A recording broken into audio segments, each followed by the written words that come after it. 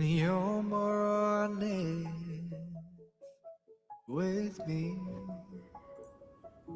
than you are. And we're out. Or we're in, I should say. We're in. Live. We're live. Well, that was my nephew Josiah Boucher. You can check out his music. It's only put out like half a dozen or so songs out online. And last week I was having barbecue at their place, and I said, "Hey, can I use? Can I? I've been playing everybody else's song. Can I use your song as intro for my podcast?" He goes, "Yeah." So check it out. Young 16-year-old. Never thought he'd be a singer. We didn't think he would do singing, and then suddenly he had all this musical stuff happening.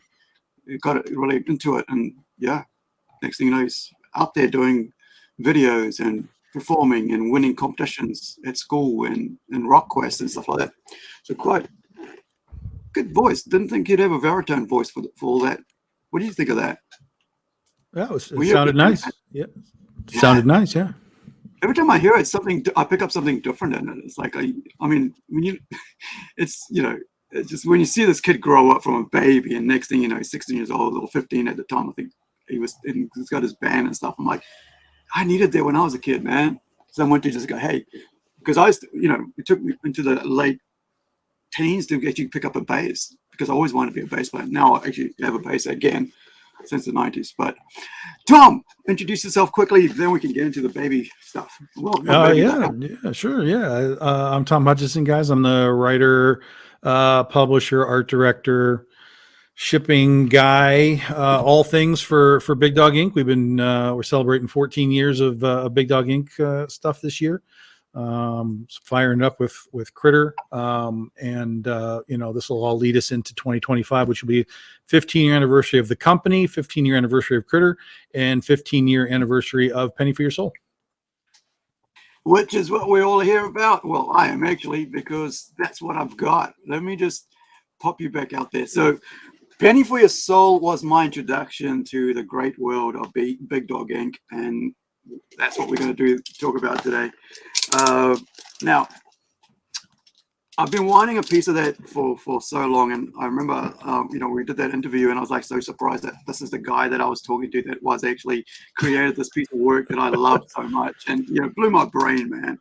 And then I get to send the PDF and I'm like, I sent it to one of my friends to read as and we did a little video about it for our show and to review it. And like, yeah, I mean, like for me, it was one of those special moments where you pick up a comic book and it grabs you right away. And it doesn't, often, I mean, when you've read like 35 years of the comics, and suddenly you get something new, I found that really exciting. And one of the other things that was really interesting about it is like, do you remember Frank Peretti? Who? There's a fiction writer named Frank Peretti, and he wrote this thing about like a Christian version of like, Sin City kind of thing, and all that. And it was interesting, and that's what I remember from way back when. It might not be the same author, but I remember it was like just kind of like a horror supernatural book. And so years later, when I read this, I was like, "This is such a cool idea." I'm so glad it came into a comic book, right? And then to the writer, creator, and then to be able to interview him, and then also got my first package out, guys, envelope out. Now comes the kind of like is this like the standard American Post thing? It is, isn't it? Like, yeah. Well, that's cardboard that we use to get it all wrapped up nice. It's we don't really use like Gemini, but we do a similar cardboard folding thing, so it's very right? held in, versus I don't like the way that Geminis work. I know they work well, people use them. I don't like them. I get concerned with the way that they kind of bounce around in that tray a little bit. So our way isn't perfect either, but our the damages that we have, we might send out 300 packages, maybe one of them has a problem. And usually that means that the post office has just played hockey with the package. It's not going to be because we screwed it up. It's going to be because the post office was like, get that thing in there, wham, just tossing it around. As you can see, right, when they like push it around and stuff. Yeah, I and mean, that's why we've got the gaps. You know, you've got about an inch gap on each side, just like Geminis do. And yeah. you know, we do what we can. We try and make sure that it's a happy package when it arrives. And that's the cool thing about like doing it this way, because we do it in New Zealand for us because we don't like Gemini, you know, unless it comes from overseas or if there's a shop sending it to. Mhm. Normally, what happens is between our own, you know, when we sell to each other, like, you know, of Trade Me, of, you know, auction sites, or just, you know, me to you kind of thing in country, we do like this same thing. Mhm. We basically grab recycle. I've got like they're like flat packs like that out there, as well as Sure. Geminis, that we get to recycle the paper. And I think one of the things for us is, you know, keeping New Zealand beautiful. So you get to recycle paper, you get to recycle cardboard. And I always say to people, like, send it between two, you know, the comics between two pieces of cardboard. That way I don't get bending and all that stuff. And plus, because a lot of time people who are selling aren't actually comic people, so they don't know why I'm buying it. Sure. I'm just Yeah. They think I'm just buying it because it's just I want to read a cheap comic, but it's more like I want to add it to my collection, as well as the fact it's a cheap comic or it's part of my, you know, what I love about it. So let's see. And the thing here is like a lot of people touch these, right? I mean, along the freight way, you know, path, whatever, postage. And so not everybody there is going to have good intentions. And we've seen that, like, you know, I saw a video the other day with a song set to FedEx where they're like just throwing it in backwards, throwing it in backwards. Oh, yeah. You know, it's like, and I had experience with that here. I had a guy who threw 3 meters away from me on my step. I went 2 meters away from me on my step because I didn't think he was going to throw it. A $350 comic book, right? That was just like package like that, but he didn't know it was. I knew it was, and I was shocked because it just fell, and I was like, "What? What?" But then I got inside; it was so well packaged, Good. no damage to it, and that's the thing, right? So I don't think I ordered this, did I? I think I just tossed that in just because, just something bonus for you. It's cool, man. You spent a bunch of money on those books, so I was like, yeah, you know, I had them sitting around. How I was much like, though? what's that? Yeah. Oh yeah, like Depends on how much. $8,000. It was like 8,000, Oh, something like that's that. a lot. That's about right, yeah. This is cool, man. Like, and it's got a seal on it. I was like, what's going on here? It's It's a little blurry, but if you peel the seal off, it'll look clear. Yeah, absolutely. Like a lot of people do the postage, like photos and stuff. And I thought, why don't we do like actually with the, you know, with the creator, since I know the creator, and actually do an unboxing with the creator. Look at that. Actually, maybe if I put something white behind it. Nope. Let's try this, and then you can just get a better idea of how good this looks. Look at that. That's wrong way. There we go. Yeah, we've done those a few times now. In fact, I've got my own right there. I got Critter and Cupid right there. Wicked. So we've been doing these for a little while. People seem to like them, and you know, they're not like crazy expensive. So, you know, even though we do toys, of course, we've got our Critter action figures. That's going to be those are expensive. So people like, you know, cheaper alternatives. And these things have been cool and people like them. So we've just been doing them for a while, and we'll keep doing them. And that's the thing. I mean, this is the thing about actually Kickstarter, right? You get to offer special things to people, and you know, things that you won't get in the shops, or maybe you could later on. But I mean, at least you get first-time opportunities. Now, with these things, like with the Chuskers, they call them, right? Mm-hmm. Do you are they just for Kickstarter, or are they going to the shops as well later? Oh, none of this is for shops. None of it is shops. Right.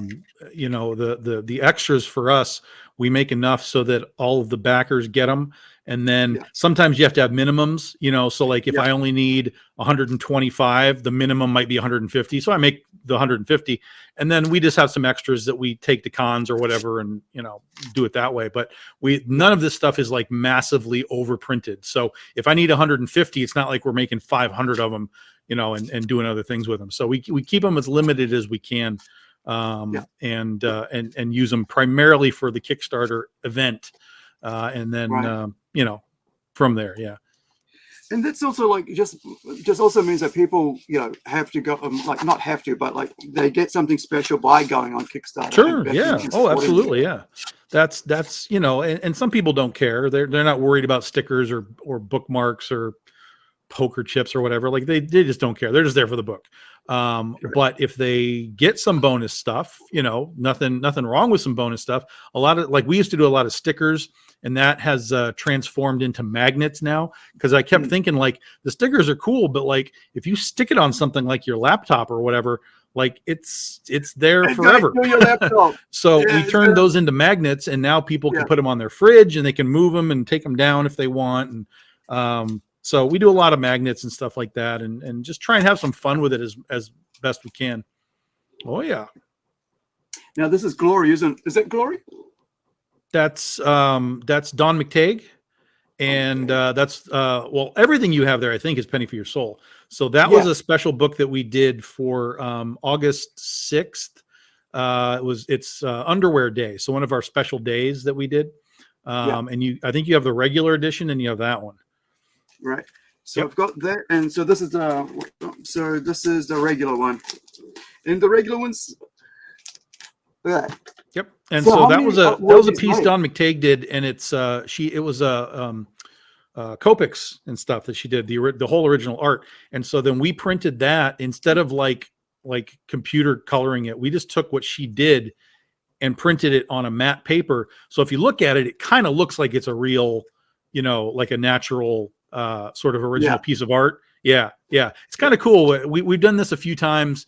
It lets the Copics, look like Copics, and it came out really cool.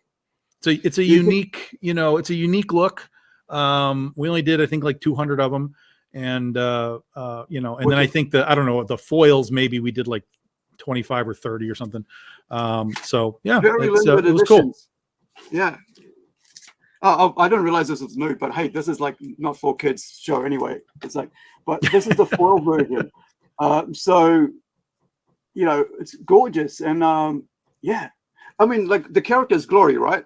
I just keep making. No, the character's just one of our angels from Penny for Your Soul. Right. Cool. I don't want to get mixed up and not know which character it was. Like, so that's Glory there. Cupid. I keep getting mixed up. Cupid's the only one with red wings. And then when we do other angels, they're generally just sort of, like white wings or whatever. The only one, in fact, I have it right here. The only exception is this one that we call Afriel. She's become sort of a regular recurring. She's a background angel, but she kind of pops in from time to time. She's good for a little bit of like comic relief and so on. But the rest of the angels are more or less just kind of white or black, potentially, if they're like fallen angels, that kind of stuff. So the question so that it was International Underwear Day. So August 6th is International Underwear Day. The comic itself is Penny for Your Soul, but we did a special cover to celebrate Underwear Day. And we've done those days. We've done like Alien Abduction Day, and we've done Cow Appreciation Day and Princess Day and Goth Day, and we're doing another one coming up. March 3rd is National Anthem Day, so we'll have that as part of our upcoming campaign that launches February 29th. So we, sometimes they're just covers. Like in this case, it's just a cover, but in other cases we do actual stories for them. So like Alien Abduction Day was an actual 8-page short story that we did with the covers. So we kind of jump in and out for how we do those special days, but they've been fun. And we'll be, and people enjoy them, and we'll keep doing them. But the original that was from 2020. That was the original year that we started doing all these weird days. So those are early ones for sure, are all just covers and then wrapped around the comic. I think it's actually that one. I think is Pestilence number 7. I think it was the most recent issue of Penny for Your Soul. This one, number 7, you mean? Yeah. I think that was the most recent issue at the time. So we wrapped it around that one. But sometimes we just do like issue number 1. It's like, hey, if someone's buying this, they might not even know what it is. So we'll put issue 1 on the inside. That way, if it's new to them and they're just buying it for the cover, if they happen to Yeah. read it, they're starting at a, you know, at a beginning point. That's a pretty good idea, you know, because like, I mean, like me, like the last couple of years, I've just been buying variant covers and like not for the stories inside, just for the art on there. Sure. And I think for someone like me, like, and it's a #1 issue. That's, you know, that's a pretty good idea, man. Yeah. So now I'm going to hold up this one. Is this #1? Am I wrong? That's #2. That's #2. #2. That's the original Penny for Your Soul series from now 14 years ago. It's issue #2. That was a J Company exclusive. Mike DiBalfo and Nia Rufino did that cover. And there's 3 versions of it. So there's that one, there's a nighttime version, and then there's just like a line art version. So there's 3 of those. It's awesome. And I got a signed copy. But that one's signed. That was an amazing find. Like I couldn't even believe, like I haven't seen one of those in years. Yeah, I haven't seen one of those in a million years. So that's a great piece. That's a really hard one to find. Really hard one to find. So who's the 2 is it the artist and the inker on there, or is it that's Nia and Mike that signed that. Right. And that's Mike's old signature too. That's because he's changed his signature. So that's Mike's original signature from 14 years ago. Yeah. Now the other one I've got here is Ursa Minor. I'm not sure why I grabbed this, but I think it had to do with the fact that it had something to do with creatures. Oh yeah, that was the Natalie Sanders cover. Yeah. So you probably grabbed it because it's Natalie Sanders. Plus it was cheap because it's a damaged copy. Normally those things run about $30. That one was damaged, so I think it was like $5. So you just grabbed it. Yeah. Yeah. Yeah. One more to add to it, but like is she a werewolf? Werebear. Werebear. Yeah. Also, I'm gonna have to read these stories. And I've been waiting for the noise to die down, so I could have some time to think back to when I wanted to be where I am now, free of problems I had then, but taken up by more now.